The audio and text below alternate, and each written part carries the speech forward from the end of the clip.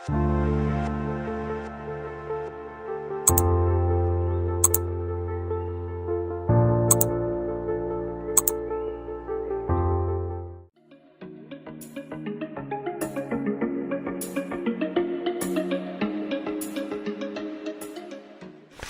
everyone, welcome back to my channel. I hope you all are doing good. So in today's video I will be sharing with you all my early morning study routine as an 11th grader. So without any further ado, let's get started. So guys, these clips are of 11th of May and today I woke up around 4 AM in the morning. तो आज मैं थोड़ा सा late उठी थी, मैं बाकी दिन तो 3 बजे उठ जाती हूँ, बट आज मैं 1 घंटा लेट उठी थी, that is 4 o'clock. So guys, अभी मैं स्टार्ट करने वाली हूँ विथ फिज़िक्स, बट फिज़िक्स में मैं अभी जो अपना मॉड्यूल होता है क्लास का, मैं वो सॉल्व नहीं करूँगी. I will be solving this SL Arora questions, क्योंकि हमारे क्लास में ये चैप्टर चल रहा है सेकंड वाला, that is motion in straight line. तो इसमें हमने काफ़ी क्वेश्चंस करवाए हैं एंड मेरे को थोड़ी सी दिक्कत आ रही है, क्योंकि देखो मेरे को थोड़ा सा टाइम लग रहा है प्रोसेस करने में कि उस क्वेश्चन में हमें एक्जैक्टली करना क्या है.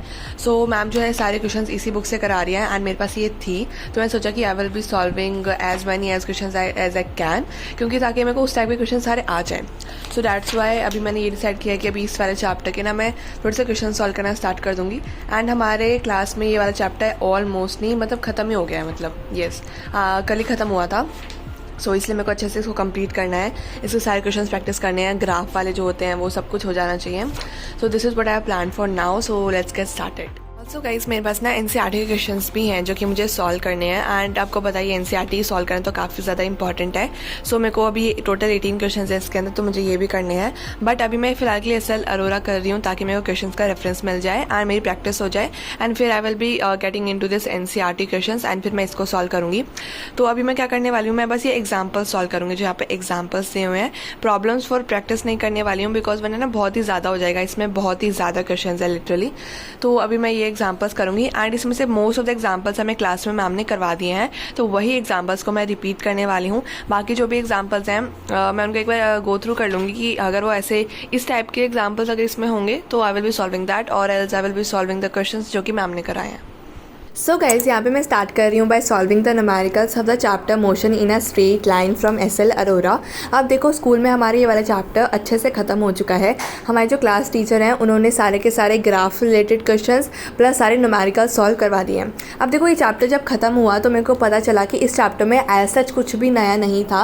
वही 9th वाला जो पार्ट था लॉज ऑफ मोशन वाला चैप्टर, बस वही तीनों लॉज के ऊपर बेस्ड इसमें न्यूमेरिकल्स थे एंड कुछ एक्स्ट्रा ग्राफ्स थे जो कि वो भी हमने 9th में एक्चुअली कर रखे थे.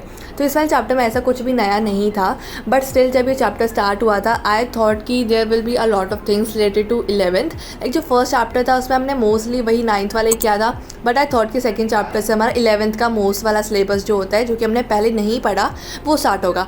बट जब ये चैप्टर ख़त्म हुआ, मैम ने बोला कि चैप्टर ख़त्म हो गया, आई वाज लाइक बस इतना ही था, लॉज ऑफ मोशन ही करने थे. सो दैट्स वाई तब मुझे पता चला कि हाँ बस 9th का सिलेबस ही था इसमें, बस जो न्यूमेरिकल्स हैं वो थोड़े से हाई लेवल के थे, मतलब क्वेश्चन जो अभी तक हमने सॉल्व नहीं किए हैं उस टाइप के क्वेश्चन से.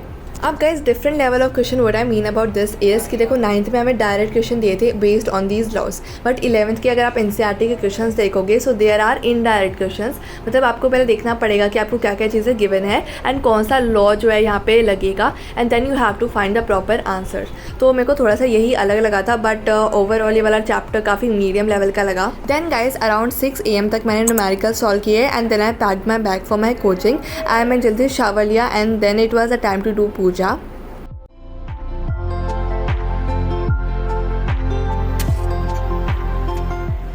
तो गाइस, पूजा करने के बाद I had my breakfast and फिर मैं निकल गई थी कोचिंग के लिए. एंड यहाँ पे जो हेडफोन्स हैं ये मेरे न्यू हेडफोन्स हैं, ये मेरे को मेरे मामा ने दिए थे because we are about to hit 10K subscribers. तो उसके लिए कंग्रेचुलेट करने के लिए उन्होंने मेरे को दिया था. वैसे तो मामा मेरे को एक्जैक्टली 10K सब्सक्राइबर्स पे देने वाले थे, but as you all know कि मैंने कम्युनिटी पोस्ट किया था कि मेरे ईयरफोन्स ख़राब हो गए थे एंड इसी वजह से मैं वीडियो की वॉइस ओवर नहीं कर पा रही थी.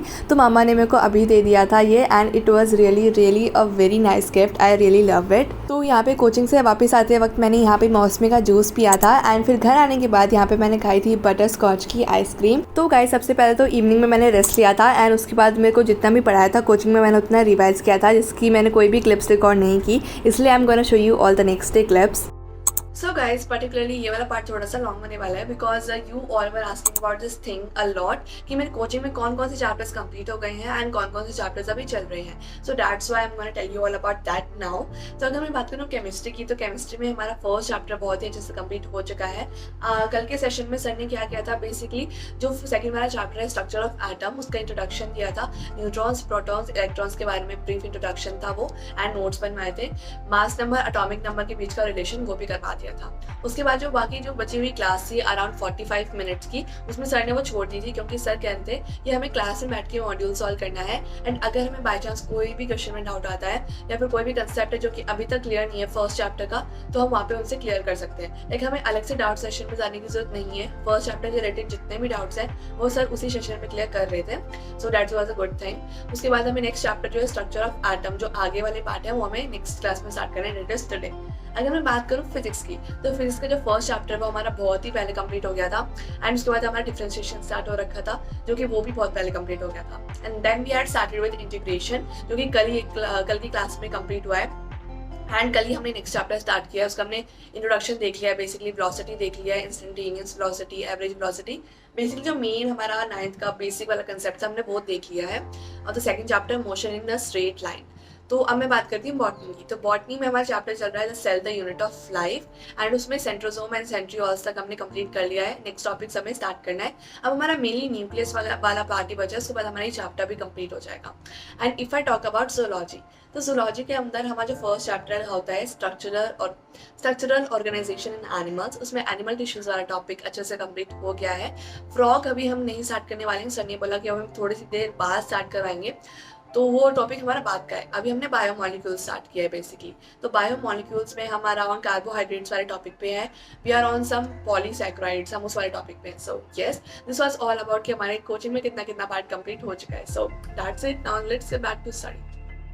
सो guys here I am starting up with physics. So as you all know कि मैंने पिछले कुछ ब्लॉग्स में आपको अपना ना केमिस्ट्री का ही काम दिखाया था, बिकॉज एक तो मेरे स्कूल में टेस्ट था, इसके लिए मैं केमिस्ट्री पढ़ रही थी, प्लस एक तो मैं मॉड्यूल सॉल्व कर ही रही थी. सो इसलिए मैंने फिजिक्स बिल्कुल भी नहीं करी थी. सो आई थॉट कि आज मैं बस फिजिक्स ही करूँगी, मतलब मॉर्निंग के टाइम पर मैं फिजिक्स करूँगी.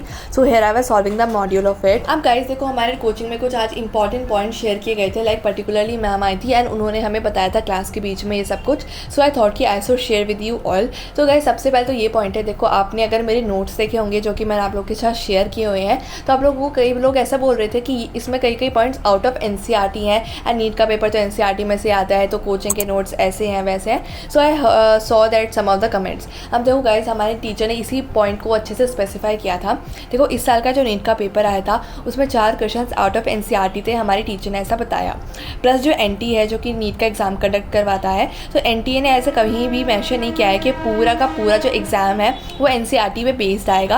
उन्होंने बस सिलेबस दे दिया है जो कि एनसीईआरटी के सिलेबस से मैच करता है, बट दे नेवर टोल्ड कि पूरा एग्जाम एनसीईआरटी से ही आएगा. It can be somehow out of NCERT too. Out of NCERT particularly mean कि उस टॉपिक के और डीप जाके ना वो क्वेश्चन आ सकता है. सो गाइस, नोट्स के रिलेटेड मेरे को आपको एक और पॉइंट बताना है. So I will be telling you all that. And अगर आपने मेरे नोट्स चेक नहीं किए हैं तो आप डिस्क्रिप्शन में चेक कर सकते हो. I will provide you all the link. तो गाइस, अभी मैं स्टार्ट करने वाली हूँ विद इंटीग्रेशन. ये वाला टॉपिक जैसे मेरी क्लास में खत्म हो चुका है, तो मुझे इसके कुछ क्वेश्चन की प्रैक्टिस करनी है. वैसे तो सर ने काफ़ी क्वेश्चन करवा दिए थे क्लास के अंदर, but still I need to practice, because देखो डिफरेंशिएशन वाला टॉपिक जो है वो ईजी है, काफ़ी ईजी है, एंड ये भी ईजी है, but it needs a bit of practice more than differentiation. इसमें डिफरेंशिएशन भी आता है इंटीग्रेशन के साथ साथ. लाइक इंटीग्रेशन जब हम कर रहे होते हैं ना किसी भी पर्टिकुलर हमारी जो इक्वेशन वगैरह होती हैं, तो उसमें डिफरेंशिएशन भी हमें करना पड़ता है. So yes, I will be practising this topic right now. So let's go. So guys, यहाँ पे मैं सॉल्व कर रही हूँ अब इंटीग्रेशन के क्वेश्चंस. तो देखो, मेरे को अभी मॉड्यूल में चेक किया था, उसमें मेरे को ऐसा कोई भी क्वेश्चन नहीं मिले ऐसे जो कि मैं सॉल्व कर सकूँ. इसलिए मैंने अपना क्लास के नोट्स निकाले थे जहाँ पे इंटीग्रेशन के कुछ पर्टिकुलर क्वेश्चन सर ने सॉल्व करवाए थे. So I was repeating them again कि मैं उन्हीं को सॉल्व कर लेती हूँ. तो गाइस, अब वो जो नोट्स के बारे में जो पॉइंट है वो ये है कि जो मेरे नोट्स के अंदर जो सारे पॉइंट्स हैं दे आर नॉट नेसेसरीली कि सारे के सारे एनसीईआरटी से हों. कई पॉइंट्स तो ऐसे हैं जो कि उस एनसीईआरटी की लाइन को एक्सप्लेन कर रहे हैं, क्योंकि आपको पता है देखो एनसीईआरटी की एक पर्टिकुलर लाइन में काफ़ी कुछ ऐसा लिखा होता है जो कि हमें समझना पड़ेगा उसका बैकग्राउंड कि वो एक्चुअली ऐसा कैसे लिखा हुआ है, ऐसा क्यों हो रहा है. तो उसको एक्सप्लेन करने के लिए कई नीचे पॉइंट्स लिखे हुए हैं. तो सर ने हमें ये बताया था कि कई पॉइंट्स जो मैं लिखवा रहा हूँ ना, वो कुछ एक्स्ट्रा पॉइंट्स इसलिए हैं क्योंकि वो उस पर्टिकुलरली एनसीईआरटी की लाइन को ना वो एक्सप्लेन कर रहे हैं. तो अगर मैं वो पॉइंट्स नहीं लिखवाऊंगा तो आपको वो एनसीईआरटी की लाइन समझ में नहीं आएगी. And also guys sir notes बनवाते बनाते ये बताते रहते हैं कि क्या चीज़ नीट में और टेस्ट में आने वाली है और क्या नहीं आने वाली है. Hello everyone, so the time is right now 6 AM and it's the time to get ready for my coaching. So guys, that's it for today's vlog and I hope you all enjoyed it a lot. I will meet you all in my next video. Tab tak ke liye tata, bye bye, take care.